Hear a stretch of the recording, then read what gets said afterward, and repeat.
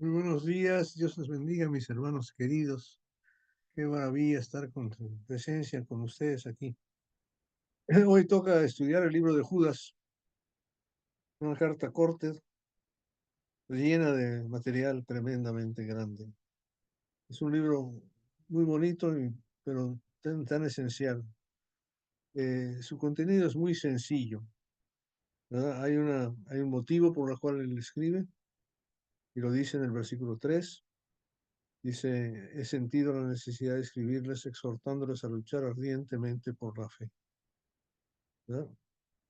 Y la meta es muy sencilla, es nuestra común salvación, porque es concerniente a nuestra común salvación, dice el mismo versículo 3, y glorificar a Dios como siempre, porque esa es siempre nuestra meta, es glorificar a Dios, y eso lo acabamos de leer en el versículo 24 y 25 que leímos.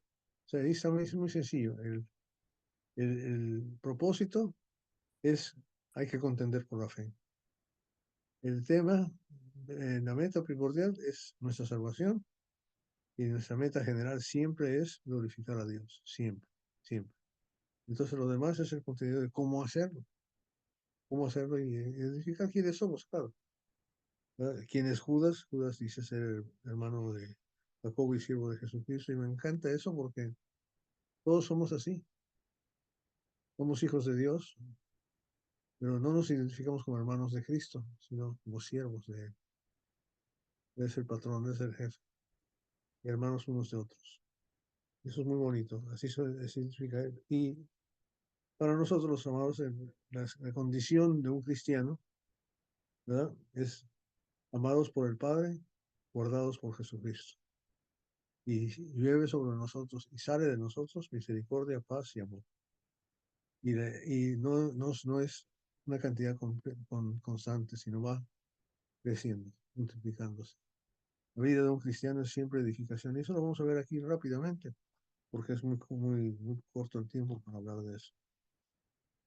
Entonces, el propósito está en el versículo 3 que dice, amados, por el gran empeño que tenía de escribirles acerca de nuestra común salvación, he sentido la necesidad de escribirles, exhortándoles a luchar ardientemente por la fe, que de una vez para siempre fue entregada a los santos.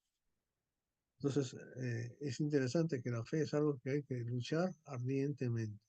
No es simplemente algo que se recibe y ya estamos tranquilos y ya todo se puede hacer. No es así. Absolutamente no. Lo está diciendo que es una lucha. Ustedes se acuerdan en 1 Tesalonicenses, ellos recibieron la palabra en medio de gran oposición. La palabra fue predicada a ellos por los apóstoles en medio de gran oposición, ¿verdad? Siempre hay una...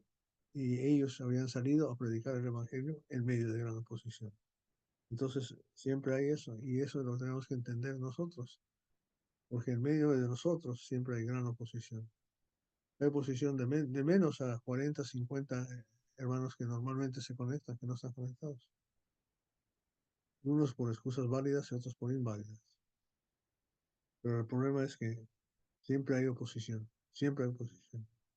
Gente que no estuvo en la reunión de ayer, gente que no estuvo en la reunión de domingo, gente que no se reúnen, gente que no aman, que no están produciendo, porque hay oposición y a veces nos gana el diablo.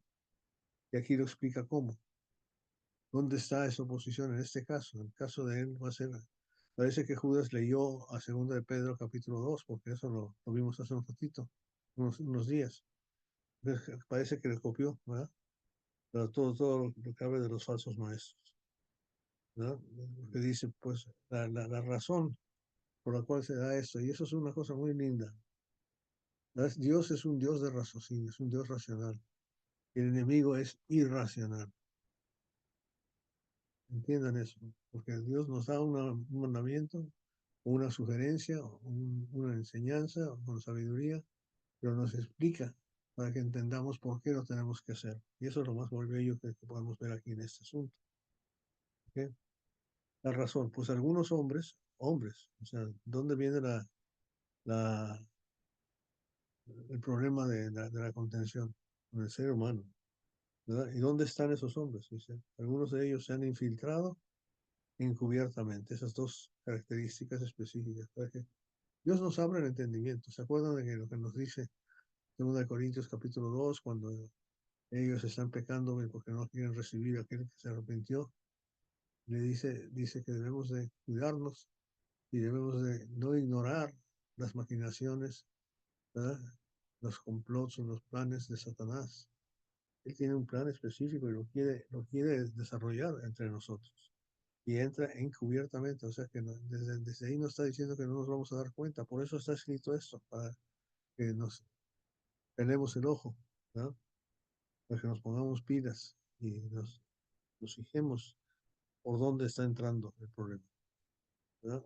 Entonces se infiltran encubiertamente, ¿no? Y son impíos, ¿no? Ya sabemos que ellos van para el infierno, van para la condenación. Entonces, 3 características: encubiertos, infiltración, encubierta y impíos. Eso de los impíos lo va a repetir 3 o 4 veces. O sea, lejos de Dios. Lo primero que nos enseñan, según lo que estamos haciendo aquí, fíjense bien, convierten en gracia, la gracia de nuestro Dios en libertinaje y niegan a nuestro único soberano Señor Jesucristo. Es todo lo que tienen que hacer, ¿verdad? Decir, mira, tú eres creyente en Cristo, ¿no? Ya te salvaste. Ya no tienes que hacer nada bueno, haz lo que quieras y tú te vas al cielo, ¿verdad? Te lo hacen fácil, te regalan una gracia que no existe. La gracia de Dios no es así, se convierte en juicio y llega un momento que se le vence la paciencia a nuestro Dios, la misericordia y así hace justicia. ¿Okay?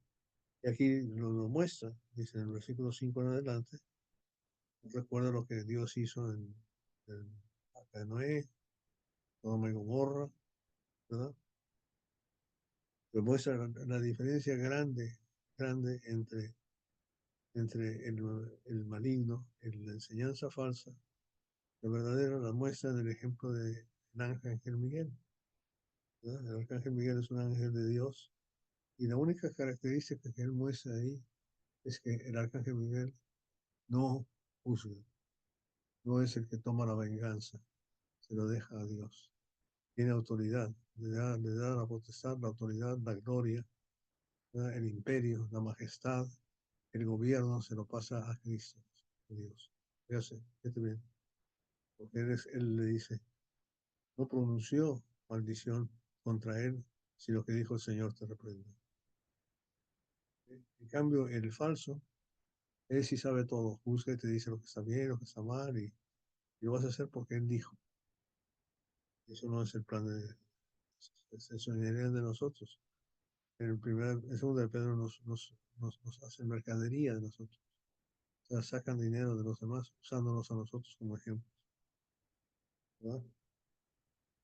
Y podremos seguir viendo todo eso, pero la idea primordial es que tenemos que entender que lo que ellos producen es violencia, producen error, producen oscuridad, producen tinieblas. Eso está en todos los versículos que vamos a leer si hubiéramos tiempo, ¿no?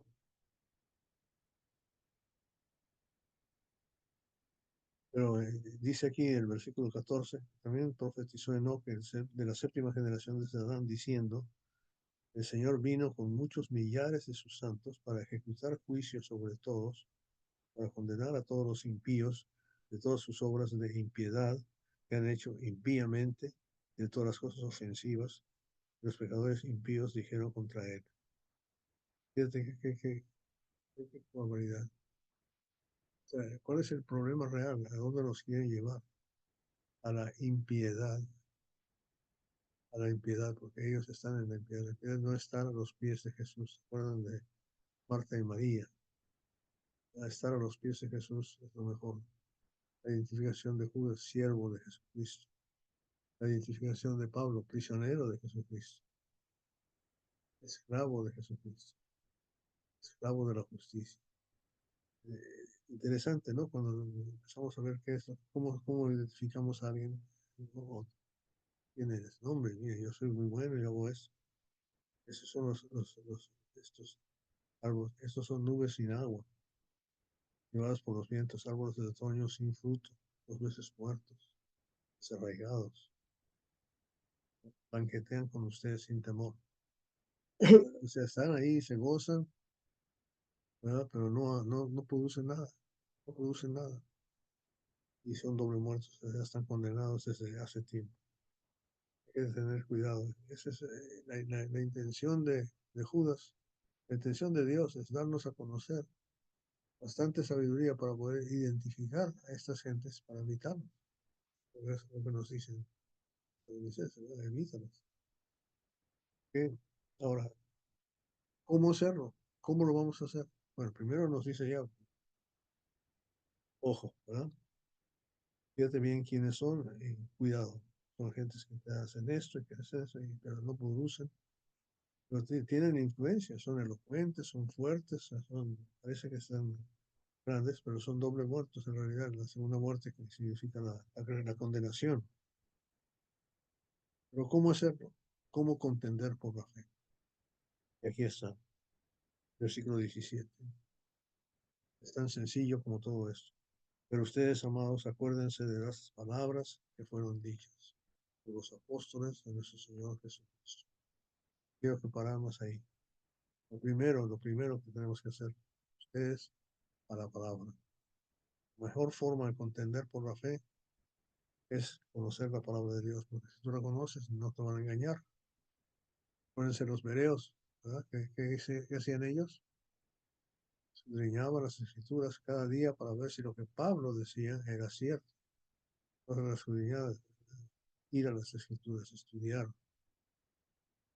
ponerse realmente ducho en la palabra para que no lo engañe. Que sabemos que le encanta engañar, encubiertamente, introducen, se infiltran. ¿No? Versículo 18, quienes les decían, en los últimos tiempos habrá burladores que irán tras sus propias pasiones impías. Estos son los que causan divisiones, son individuos mundanos que no tienen el espíritu. O sea, tú lo puedes leer y leer. Qué interesante que lo acabamos de leer hace unos días en segundo de Pedro y lo estamos leyendo otra vez, ¿no? Ahora son gente carnal, no son gente espiritual, gente que se satisface a sí mismo, no satisface a los demás. Están buscando hacer eso. Me encantó ahorita que Dani se enseñó su tacita de navideña y dijo, esto me lo regaló Meche, fui a comprarlo, no fui a robarlo, sino que hay alguien que se interesó en hacerlo, ¿no? Qué bonito es eso, qué bonito es eso. Pensar en no agarrar lo suyo. Pienso en los falsos pastores que hay en las iglesias, mega iglesias, que tienen esa avioneta a veces y carros de primera con chofer, con guardaespaldas y todo lo que es. Pero aquí dice, estos son los que causan divisiones. Pero ustedes, amados, o sea, lo primero es la palabra. Lo segundo, pero ustedes, amados, edificándose en su santísima fe. El proceso no vale decir, esto ya lo estudiamos, esto ya lo conozco. ¿Qué dice el apóstol Pedro? ¿Verdad? Por eso no dejaré de recordar todas estas cosas. O sea, a veces nosotros queremos encontrar algo nuevo, algo que sea diferente para atraer a la gente porque es así que aburrido. No es así. No es así. Aquí dice claramente, edificándose en su santísima fe. Estudia la palabra, que bueno, sigue estudiando, estudia más. Ya que entendiste, procura entender más, pídele más a Dios. Consérvense en el amor de Dios. Eso me encanta. Me encanta porque el amor de Dios Él nos da a nosotros el agape, pero lo que nosotros debemos practicar hacia Él y hacia los demás, ¿no? O sea, no es nada más recibir el amor de Dios, no es nada más mostrarlo a los demás, pero consérvense en el amor. En ese amor no hay temor, en ese amor no hay acusación, en ese amor hay misericordia, hay triunfo sobre la justicia, hay paz, ¿verdad? Es muy diferente. Hay negación de uno mismo para entender y servir y sufrir el otro del otro. Hay confort, hay consolación, tantas cosas que tiene el amor de Dios. Entonces, consérvense, ¿ok? En el amor de Dios. Entonces, ya van, fíjense, estudiando la palabra, edificación constante. O sea, el cristiano no se queda, ya fui, ya atendí, ya no tengo que ir otra vez. Al revés, tiene que seguir yendo y creciendo. ¿Ok? Y luego, conservarse en el amor de Dios. Y la última ahí dice, esperando ansiosamente la misericordia de nuestro Señor Jesucristo para la vida eterna, nuestra común salvación, la meta. Siempre teniendo en nuestra mente a dónde vamos. ¿Verdad? Porque el maligno no tiene eso, el maligno no piensa que se va a ir al cielo. Para él esos son cuentos, por eso son blasfemos. ¿Verdad? Son blasfemos contra el Espíritu Santo, blasfeman contra lo que sea, porque ellos tienen su propia justicia que han establecido, ignorando la justicia de Dios. Romanos 10:3. ¿Verdad? Entonces, esperando ansiosamente, ven pronto Jesús. ¿Podemos decir eso? Yo digo que no, porque todavía nos falta crecer, todavía nos falta amar más, todavía nos falta obedecer mejor, todavía nos falta purificarnos. Tenemos metas a lograr, danos tiempo para hacerlo. Pero otros, mientras más listos estamos, más podemos decir, ¿no? Ansiosamente esperamos a Jesucristo. Versículo 22. Tengan misericordia de algunos que dudan, así a otros sálvenlos arrebatándolos del fuego. Y otros tengan misericordia con temor, aborreciendo aún la ropa contaminada por la cama. Aquí nos damos cuenta claramente que el trabajo de la fe es el que explica en Tesalonicenses. La fe viene no solamente por adquirir la palabra de Dios y recibirla y digerirla y entenderla, sino que también sale proclamando. Ellos contendieron por la fe, proclamando el Evangelio, predicando por todos lados, dando a conocer el Evangelio en Macedonia, en Acaya y otros lados. De tal manera que los apóstoles decían, ya no tenemos que decir nada, porque ustedes están ahí, haciéndolo. Entonces, el contender por la fe es tremendo, ¿verdad? Porque estamos hablando de buscar la salvación de los demás, predicar el Evangelio. ¿Cuáles son las razones o excusas por qué no predicamos el Evangelio? Siempre son excusas que nosotros a veces pensamos que son válidas, pero tenemos que entender que hay gente que Dios quiere que todos se salven, gente a nuestro alrededor que reciban esto. A otros, sálvenlos. Y hermanos, para ir a arrebatar a alguien del fuego, ¿dónde hay que meter las manos? En el fuego. No es fácil, no es fácil. Por eso necesitamos el poder de nuestro Dios, ¿verdad? Entonces, necesitamos, si tenemos miedo, sigamos estudiando la palabra hasta que se nos quite el miedo, ¿verdad? Para que no tengamos miedo de ir a donde tenemos que ir para poder llegar a esta gente, ¿verdad? Orando, orando en el Espíritu Santo. Todo esto tiene que ver, volviendo al versículo 20, ¿no? ¿Cómo es que voy a poder yo tener la confianza y la fuerza y la voluntad de hacer las cosas? Pídele a Dios. Pídele a Dios. Y la razón está clarísima ahí donde lo dice. ¿Por qué? Porque ¿cómo va a responder Dios? Cuando tú estás estudiando su palabra, estás orándole a Dios, estás manifestando tu edificación, ¿no? Estás trabajando en la fe, estás conservándose en el amor de Dios, no cualquier amor, sino el amor de Dios, ¿no? Estás mostrando tu misericordia y estás salvando a gentes. ¿Qué es lo que hace Dios contigo? Hermanos, te hace un siervo útil. Y es lo que dice el versículo 24. Eso es lo que le debemos pedir a todos. Y aquel que es poderoso para guardarles a ustedes sin caída y para presentarles sin mancha, en presencia de su gloria, con gran alegría, con gran alegría. No va a llegar, mira, estas gentes, mira, me da pena presentárselas. Mira lo que no, no es así, al revés, con gran alegría. Al único Dios, nuestro Salvador, por medio de Jesucristo nuestro Señor, sea gloria, majestad, dominio y autoridad antes de todo tiempo y ahora y por todos los siglos. Amén. Dios merece ser glorificado, hermanos, por siempre. Por eso nos da la vida eterna, para glorificarle a Él. Y esa es nuestra meta, glorificarle a Él. ¿Cómo lo vamos a hacer?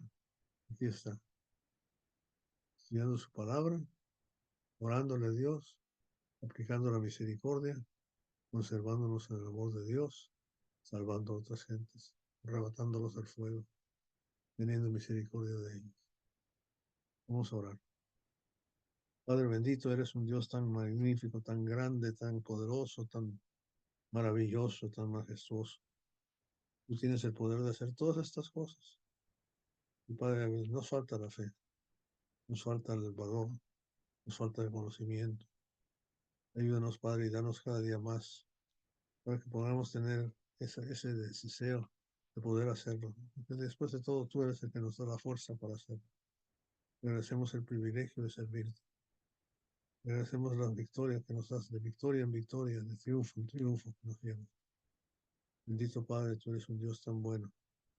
Ayúdanos a estar dispuestos siempre a estar participantes de tus bondades, de tus misericordias, de ser testigos de tu poder, de tu amor, poder hablar tanto de ti, glorificarte en todo lo que hacemos, que no nos dejes ser al revés, no nos dejes ser impíos. Vaya que los impíos causan juicio realmente. Que no tengamos que ser juzgados, sino recibidos y protegidos y guardados por ti por siempre. Cuídanos, bendito Padre, y gracias por tu Hijo, nuestro Señor Jesucristo. Es en el nombre de Él que oramos. Amén.